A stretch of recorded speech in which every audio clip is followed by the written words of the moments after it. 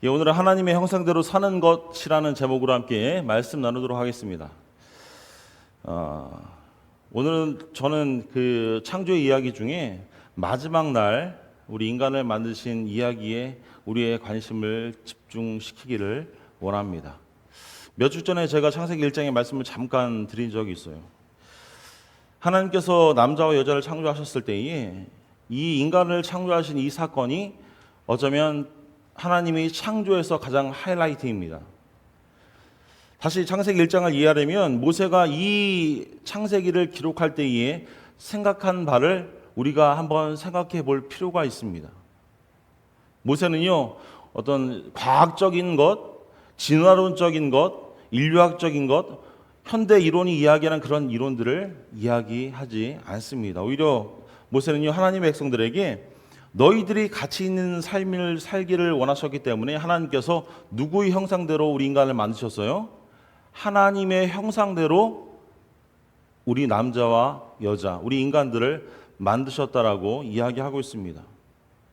종으로서가 아니라 하나님을 영원하게 하고 하나님을 경배하는 자로서 살아가기 위해서 우리를 하나님과 동등된 어떤 모습으로 우리를 만들어 주셨다라고 이야기합니다. 출애굽 때의 광야에서 하나님의 백성들이 모습을 우리가 상상해 보면요, 그들은 애굽에서 살 때에, 이집트에서 살 때에 종으로서의 어떤 인간 이하의 삶을 살았지만 하나님을 믿고 하나님의 인도하심 가운데 출애굽을 합니다. 모세를 따라서 출애굽을 하죠. 하나님께서 두려워하지 말고 오직 하나님께 영광을 돌리고 합당한 삶을 살기를 원하며 모세가 강권하였음에도 불구하고 우리는 출애굽한 백성들이 불평과 불만을 잘 알고 있습니다. 어떤 불만이었습니까? 내가 애굽에서 이집트에서 종살이하고 종노릇 했지만 그렇게 인간 이하의 동물 이하의 어떤 학대를 받았지만 그럼에도 불구하고 나는 먹을 수 있었고 나는 누울 집이 있었고 나는 연명할 근거가 있다라고 이야기합니다. 그런 백성들에게 모세는 권면하고 있습니다. 이와 같이 우리도 다 주 예수 그리스도께 영광을 돌리며 그에게 합당한 삶을 살도록 지음을 받았는데 우리의 삶을 한번 되돌아보셨으면 좋겠어요. 한 주간 삶을 살면서 여러분은 하나님께서 창조하신 피조물인 여러분은 하나님의 영광을 위해서 얼마나 애쓰고 힘쓰고 또 하나님이 준 그 시간을 아름답게 쓰기 위해서 노력하셨습니까? 저는 말씀을 항상 준비하면서 가장 많이 하는 것이 회개입니다. 왜냐하면 제가 그렇게 온전히 살지 못했기 때문에. 싱클레어 퍼거슨이라는 사람은 그에 져서 성도의 삶이라는 책에서 오늘날 크리스찬들이, 기독교인들이 잊어버리며 살고 있는 것에 대해서 이렇게 이야기합니다. 어떤 것을 잃어버리냐 하면 거룩하게 사는 욕구를 상실했거나 하나님의 합당한 방식대로 사는 것을 두려워하게 되었다는 겁니다. 제가 이 글을 읽으면서 제 자신을 우리의 삶을 한번 되돌아보았습니다. 우리는 어떻게 얼마나 하나님께서 원하시는 그 거룩함에 맞게 살기 위해 노력하는지, 우리 인간적인 욕구를 얼마나 잠재우며 죽이며 살아가는지, 그리고 얼마나 말씀 가운데 우리에게 허락하신 하나님의 합당한 방식대로 우리가 살아가고 있는지를 되돌아보아야만 합니다. 우리가 수없이 많은 말씀을 읽잖아요. 수없이 많은 말씀을 듣잖아요. 그러면서 우리는 한결같이 예배 가운데 또 말씀 가운데 아멘으로 화답합니다. 아멘, 맞아요. 그러나 우리의 삶은 정말 아멘입니까? 가끔 아이들이 학교에서 스포츠 경기를 할 때가 있습니다. 배구도 하고요, 야구도 해서 저희가 부모된 입장으로 가서 응원을 하죠. 그러면 아이들이 잘못한 것들이 보입니다. 그죠? 부모이기 때문에 예전에 운동을 해봤기 때문에 조금만 더 열심히 하면, 조금만 힘내면 더 잘할 수 있는데 안타깝게 그게 보여요. 그래서 저도 모르게 소리칠 때가 있습니다. 더 잘하라고 소리치죠. 애들은 힘들고 지쳐 있는데 저는 소리칩니다. 어떤 마음으로요? 조금만 고치면 더 잘할 수 있는데, 더 앞설 수 있는데, 조금만 힘내면 할 수 있는데 라는 생각에서입니다. 어찌되었든지 말을 하면 아이들이 부담이 돼서 그런지 몰라도 열심을 냅니다. 그래서 해내는 모습들을 보게 돼요. 사랑하는 여러분, 우리의 삶도 마찬가지입니다. 두려움과 어떤 불안과 염려와 우리의 삶에 여전히 나태하고 게으른 그런 모습들로 인해서 미루고 힘들어하지만 하나님께서 우리를 부르신 것을 이루기 위해서 우리는 열심을 다해서 나아가야만 합니다. 우리 삶을 돌아보십시오. 우리가 얼마나 열심으로 살고 있습니까? 다들 이제 연세들이 있으신 분들은 이야기하시죠. 내가 30대, 40대, 50대는 정말 죽을 것처럼 열심히 살았어. 아이들을 위해서, 자녀들을 위해서, 또 가정을 위해서, 나의 삶을 위해서 그렇게 살았어요. 물론 그게 잘못됐다는 말씀이 아니에요. 그러면 크리스천으로서, 기독교인으로서의 삶은 어떻습니까? 다들 똑같이 얘기하시죠. 내가 구원받았을 때, 회심했을 때 그때는 내가 열심히 살았어. 그러나 시간이 지나고 한 달, 두 달, 1년, 2년, 10년, 20년 지나면 우리가 열심히 살던 그 열심이 더 늘어났습니까? 아니면 줄어들었습니까? 대부분의 분들이 그렇게 얘기하시더라고요. 예전에 한국에서 성경 공부를 하고 권사님들과 이야기하는 시간이 많이 있잖아요. 권사님들은 시간이 너무 많습니다. 성경 공부하면요, 1시간만 하면 빨리 가셔야 되는데 이야기하시는 게 2시간, 3시간씩 이야기를 하세요. 집에 가도 할 일이 없어 라고 하시면서 얘기하시는데 그분들이 하시는 말씀이 다 동일해요. 내가 처음에 예수 그리스도를 믿었을 때에, 영접했을 때의 그 뜨거움을 가지고 살기가 너무 힘들어. 박 목사도 마찬가지야 라고 이야기하시는 거예요. 제가 그때를 들었을 때는 제가 갓 초년 목사였잖아요. 별로 와닿지 않았어요. 나는 열심인데 그래도.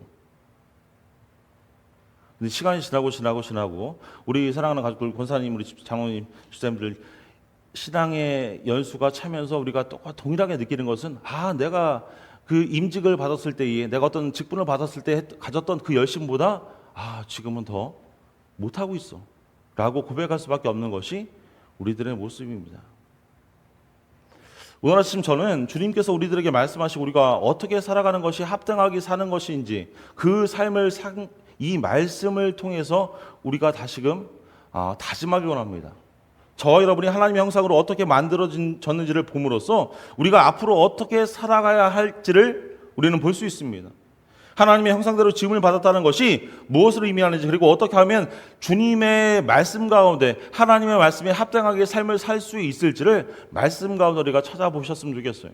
그래서 첫 번째로 우리가 생각해 볼 것은요, 하나님의 형상대로 창조되었다는 것은 무엇을 의미합니까?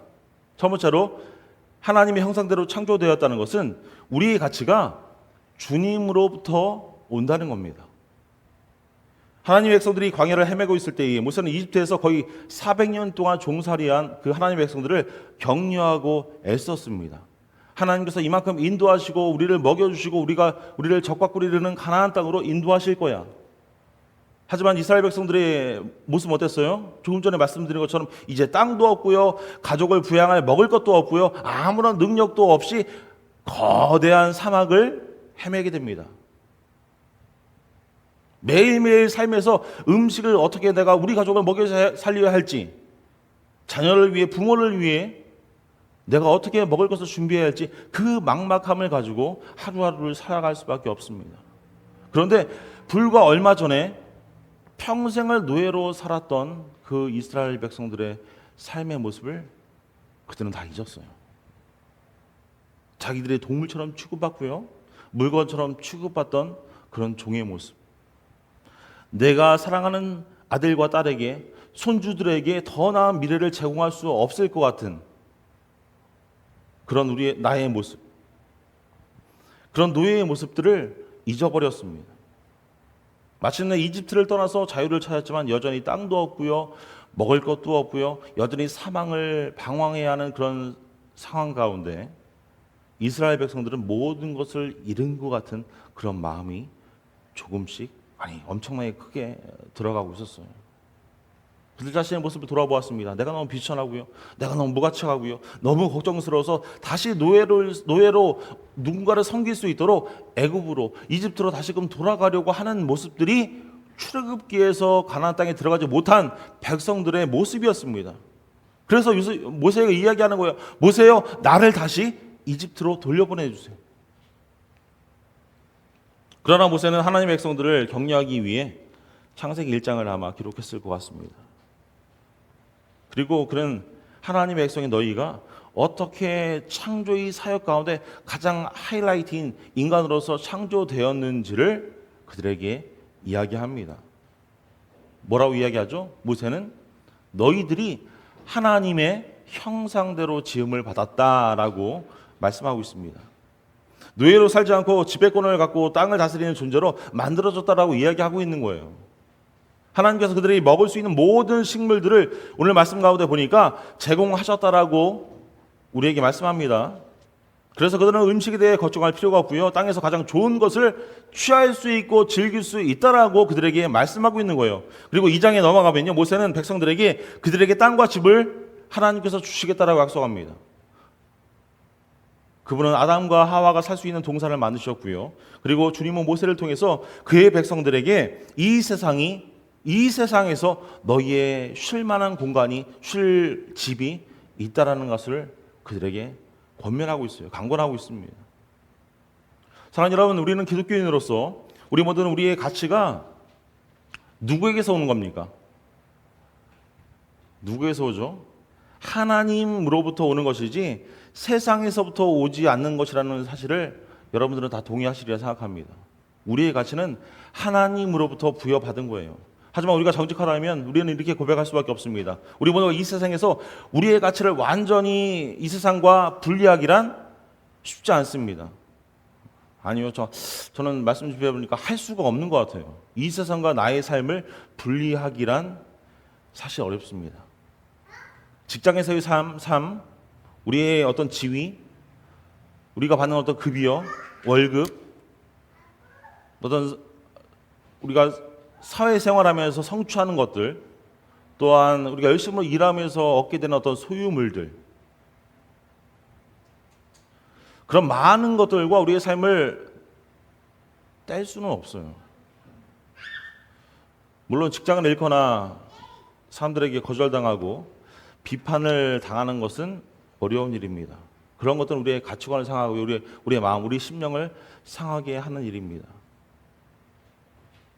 하지만 우리의 가치를 하나님으로부터 찾기에 우리가 힘써야 할 줄을 믿어요.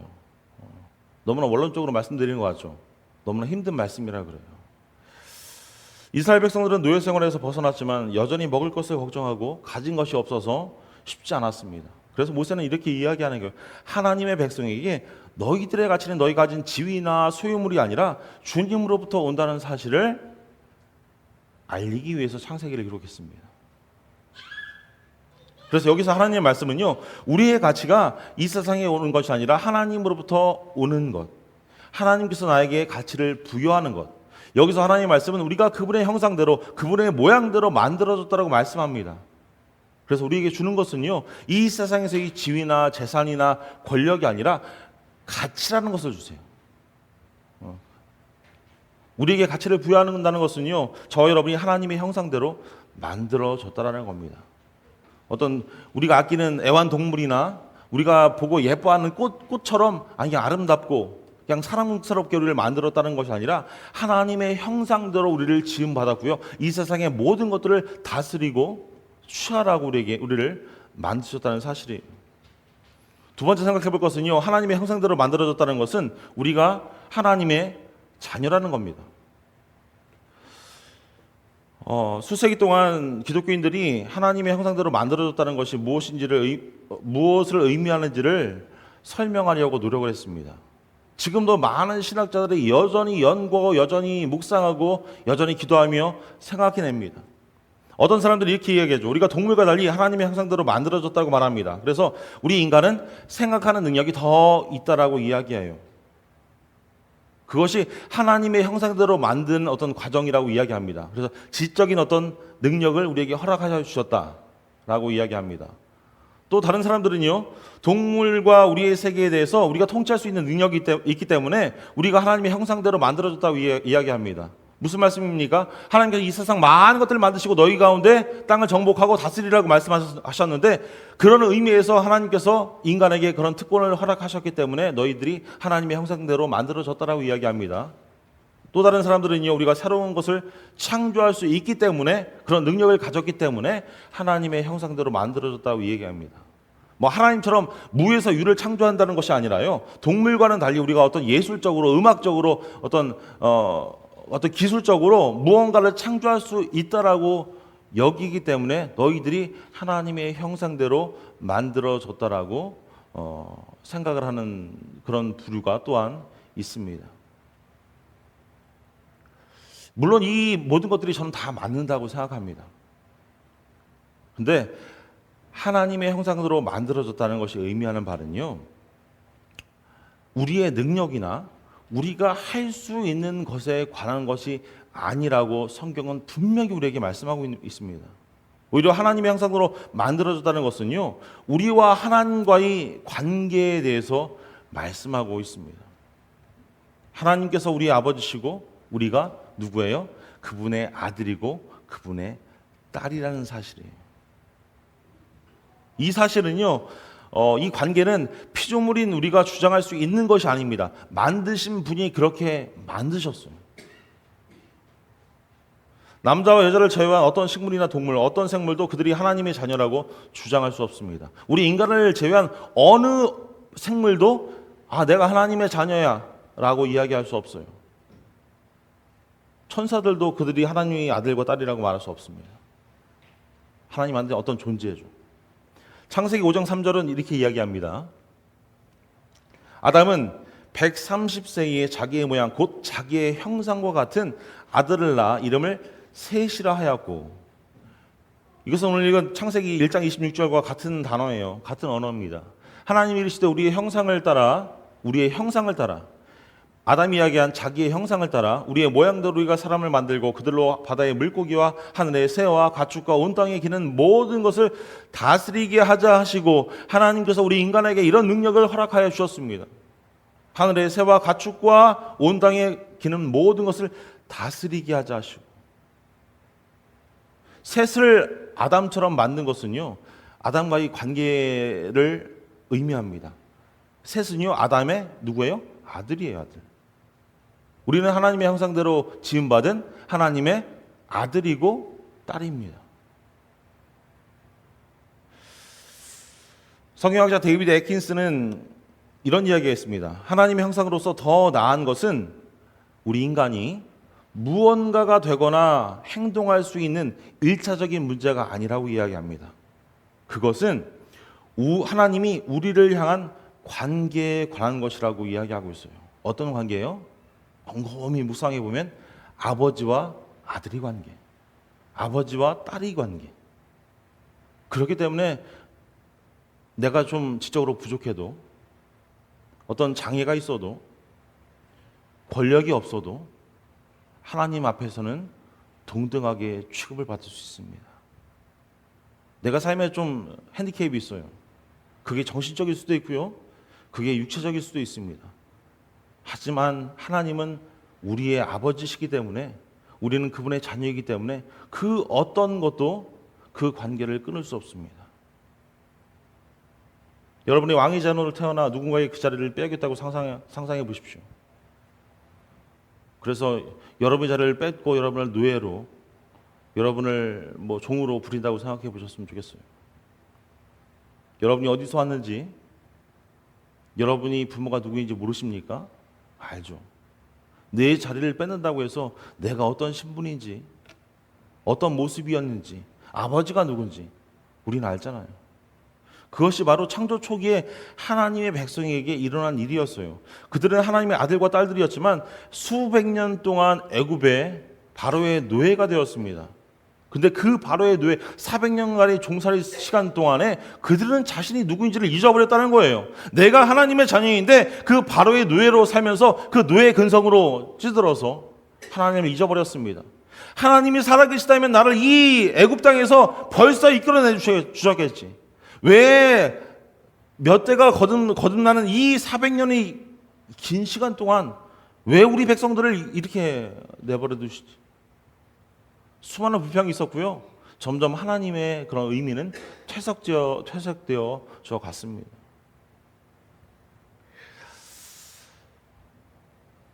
그것이 바로 아담과 하와에게 일어난 일입니다. 그들은 하나님의 자녀였지만 사탄에 이끌려서 죄를 짓게 됐죠. 하나님처럼 밝아져 눈이 밝아지게 되길 원해서 인간적인 교만함 가운데 그 하나님께서 먹지 말라 하시는 동산의 중앙에 있는 그 나무의 열매를 다 먹게 되었습니다. 그 이후로 인류는 자신이 누구이며 어디서 왔는지를 잊어버리게 된 거예요.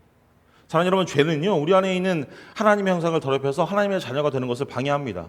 죄라는 것은 그거예요. 하나님과 반대되는 것, 하나님의 뜻과 반대되는 것이 죄입니다.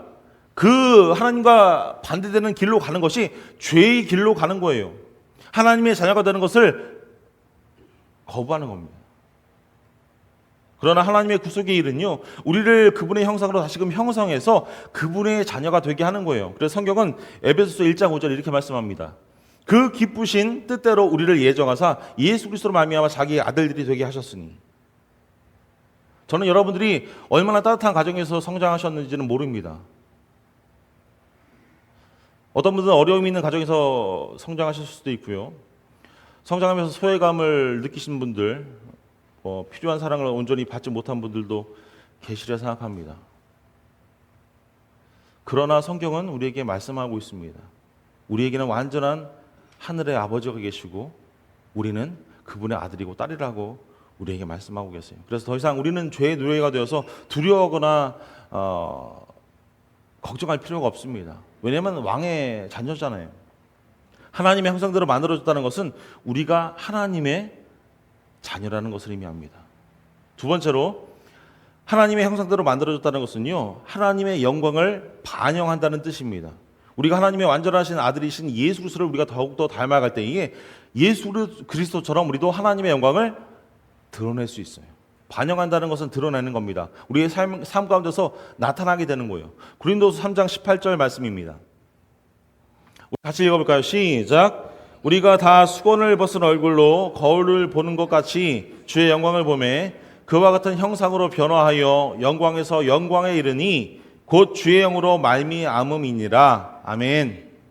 여러분이 얼굴을 수건을 치우고 거울을 봤을 때에 여러분은 하나님의 형상이 보이십니까?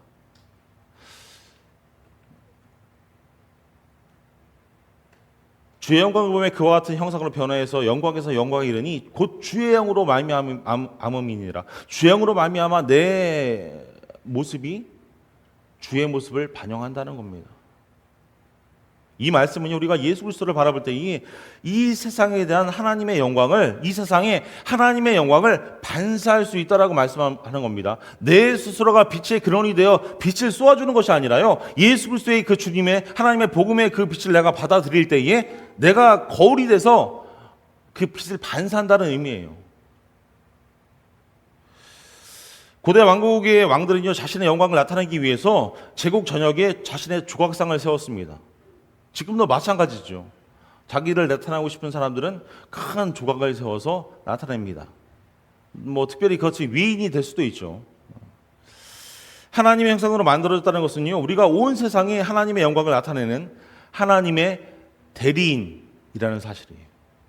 우리는 하나님의 형상을 우리의 모습 가운데 나타낼 수 있습니다.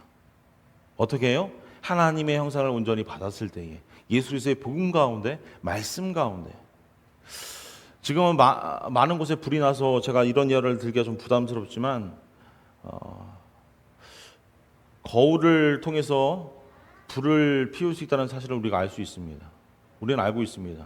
산에서 가장 많이 흔히 산불이 나는 이유 중에 하나가 우리가 먹고 있는 어떤 치토스나 어떤 과자 봉지들 안에 은박으로 쌓여 있잖아요. 그 은박 때문에 빛이 반사돼서 그 풀이 모여 있는 마른 곳에 그 빛이 반사돼서 모이게 되면 불이 쉽게 일어난다고 합니다. 지금 많은 곳에 불이 났죠. 하와이가 불로 인해서 거의 세상의 종말 같은 재앙이라고 뉴스에서 나오는 모습을 우리는 보았습니다. 그들을 위해서 기도해 주셨으면 좋겠어요. 한인들은 피해가 없다라고 제가 아는 목사님이 계셔서 전화를 드렸었는데 피해가 없다고 하시는데 그 지역에 사는 분들은 그 지역이 아예 없어졌어요. 저는 하와이 어느 지역인지 모르겠는데 마우이 어떤 한 섬인가 봐요. 근데 거기도 많은 그 관광객들이 들어가는 곳이라고 이야기를 하십니다. 근데 그 지역이 거의 없어졌대요, 그냥.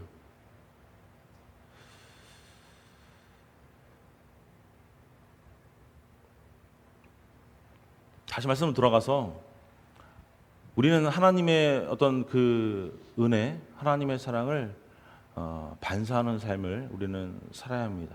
그런데 우리가 반사할 수 있는 이유는 먼저 반사하기 위해서 우리가 해야 하는 것은 먼저 그리스도를 바라볼 때에만 가능합니다.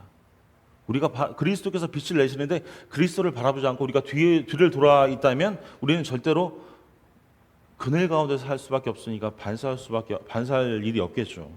우리가 예수 그리스도를 바라볼 때에 우리는 이 세상에 하나님의 영광의 빛을 발할 수 있습니다. 저는 여러분들에게 궁금합니다. 여러분은 정말 이 세상에서 살면서 크리스천으로서 하나님의 영광을 반영하려는 그런 열심을 가지고 살고 계십니까?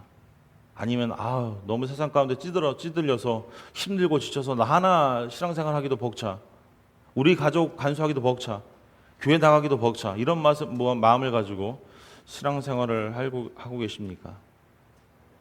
정말 잃어버린 자들이 예수 그리스도를 찾기 위해서, 잃어버린 자들이 나를 통해서 예수 그리스도의 그 빛을 보게 하기 위해서, 이 땅에 부흥이 일어나는 것을 보기 위해서, 교회가 빛나는 것을 보기 위해서, 오늘날 우리 세계의 사회적인 어떤 변화를 보기 위해서 우리가 애쓰고 노력해야 되는데, 우리의 삶의 모습을 돌이켜볼 때에 우리는 어떤 열정을 가지고 있습니까?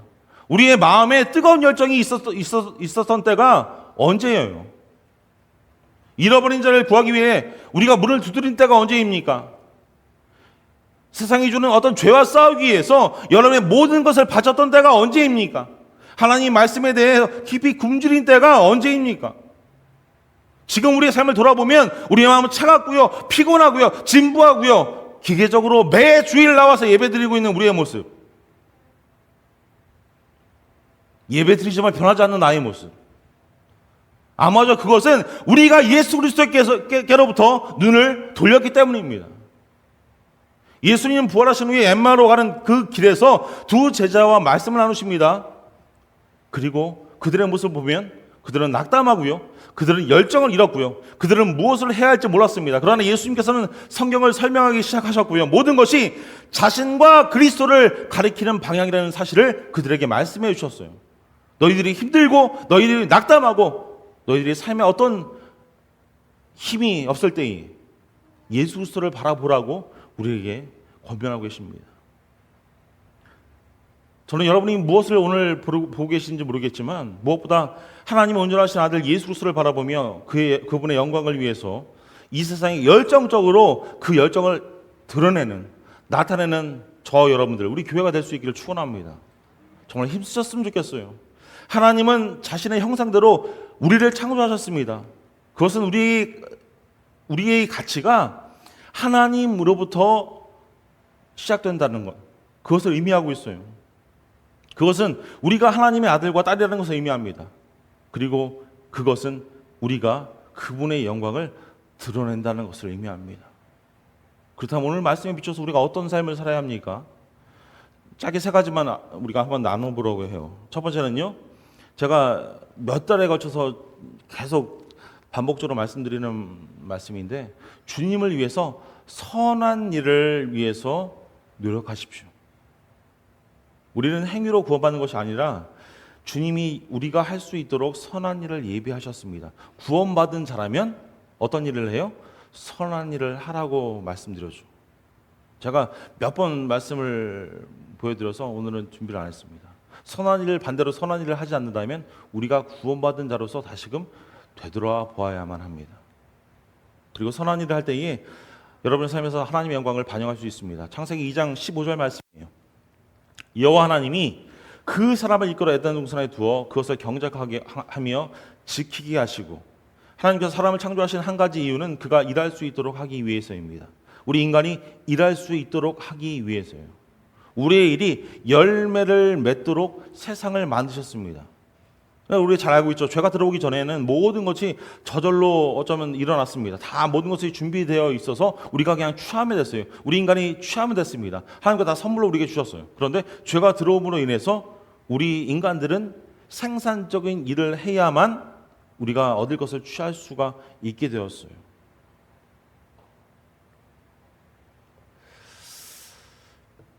그래서 열심으로 우리는 일해야 합니다. 특별히 선한 일을 위해서 노력해야 합니다. 우리들의 삶에서 여전히 많은 문제들이 있죠. 뭐 직장 생활의 문제, 인간과의 문제, 건강의 문제, 뭐 가족과의 문제, 여러 가지 많은 문제들을 가지고 살아갑니다.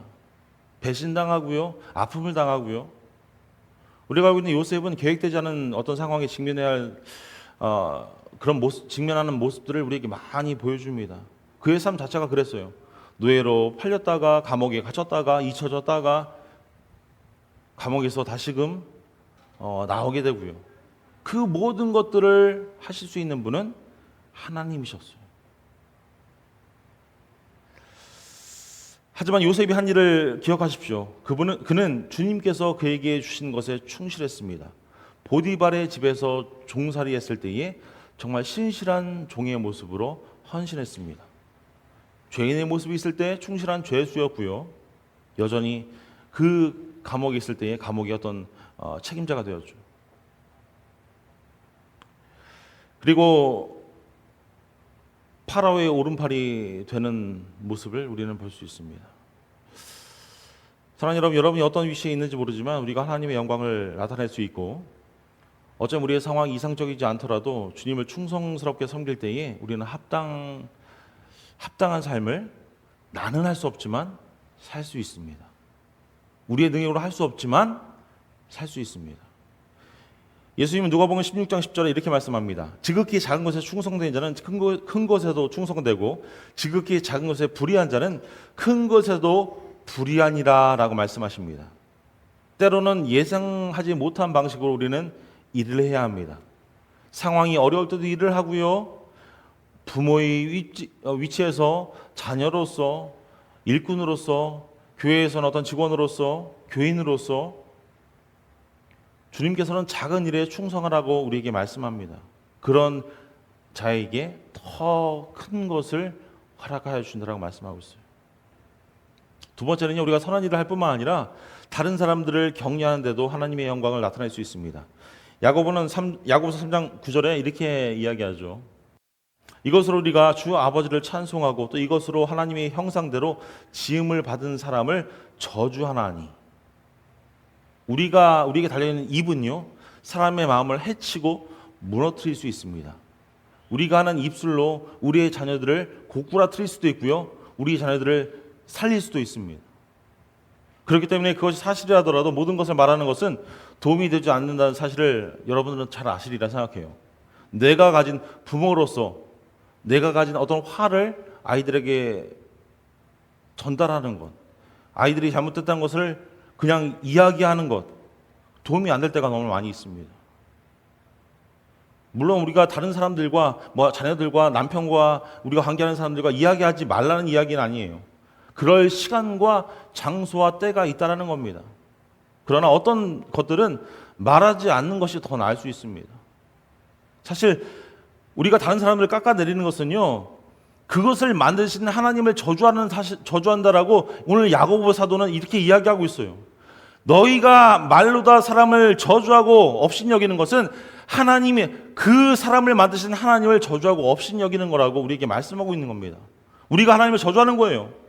우리는 사람들이 잔인한 일을 할 수 있음을 이해합니다. 우리는 뉴스를 보면서 수많은 사람들이 많은 사람들을 죽이고요, 아무 이유 없이 죽이고요, 상해 가해를 입히고요, 죄를 짓는 모습들을 바라봅니다.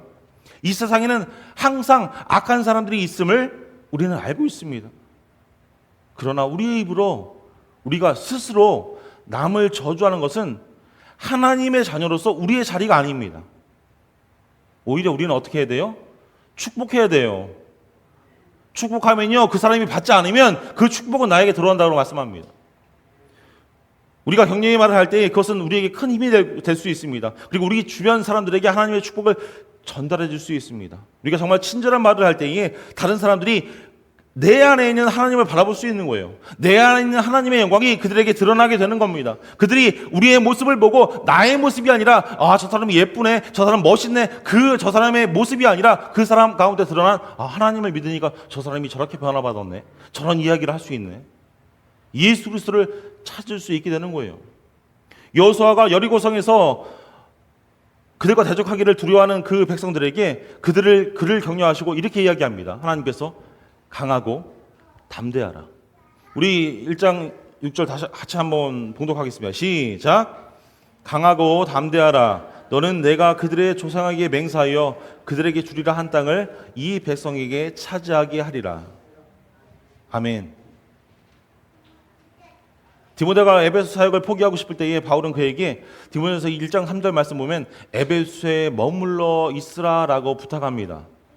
사랑하는 여러분, 여러분은 주변의 사람들을 격려하면서 하나님의 걸 우리 가운데 어떻게 드러내야 하는지를 바라보셨으면 좋겠어요.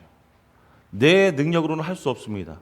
하지만 우리가 격려하고 친절을 베풀 때에 그들은 느낄 거예요. 마지막 한 가지, 우리가 예수 그리스도를 찾을 때에 우리는 하나님의 영광을 반영할 수 있습니다. 그렇게 할 수 있는 방법은 하나님의 말씀을 우리의 삶의 우선순위로 두는 거예요. 한 달 내내 말씀드리죠. 하나님의 말씀을 우선순위로 두는 겁니다. 그래서 말씀을 좀 읽으십시오. 부담스럽지만 읽으십시오. 성경을 통해서 예수님을 더 많이 알아가십시오. 날씨가 덥습니다. 더우면 짜증이 쉽게 나고요. 조금 움직이면 땀이 나고요. 옷이 젖고요. 신경이 날카로워집니다. 물론 에어컨이 있는 우리는 집에서 생활하고 직장에 생활하기 때문에 물론 그것을 느끼지 못할 수 있지만 그냥 차에 나가고 파킹 회사 가기만 해도요. 금방 신경이 날카로워지고 짜증이 납니다. 날씨뿐만 아니죠. 여러 가지 이유에서 우리 삶을 불편하게 만드는 많은 상황 가운데 한 주간을 살아오면서 여러분은 하나님의 형상과 영광을 잘 보여주며 사셨습니까? 사랑하는 남편에게, 사랑하는 아내에게, 옆에 있는 분들 한번 보셨으면 좋겠어요. 한 주간 하나님의 형상과 영광을 나타내셨습니까? 웃음이 나죠. 말씀 마무리하겠습니다. 사랑하는 여러분, 교회 올 때 여러분은 무엇을 기대하면서 예배 오셨습니까? 교회 올 때 오늘 무슨 찬양할지, 오늘 교인들이 어떤 옷 입고 오고 교인들과 어떤 규제를 나눌지, 또 교회에서 어떤 새로운 것을 배울지, 그런 것들 때문에 교회 오셨습니까? 물론 저는 그것이 나쁜 것이라고 말씀드리는 것은 아니에요. 단지 그것이 중요한 것이 아니라 예배에서 중요한 것, 가장 중요한 것은 이거입니다. 여러분은 예배 가운데 하나님을 만나셨습니까?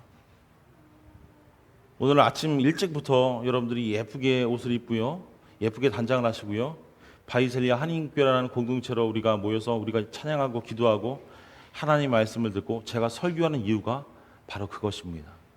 바라기는 사랑하는 가족들 모두가 나는 하나님의 형상으로 지어졌음을 기억하시고 이 세상에서 선하게 하나님의 영광을 위해서 살기에 힘쓰시는, 열심을 다하시는 우리 모두가 다 될 수 있기를 주님의 이름으로 축원합니다. 기도하겠습니다.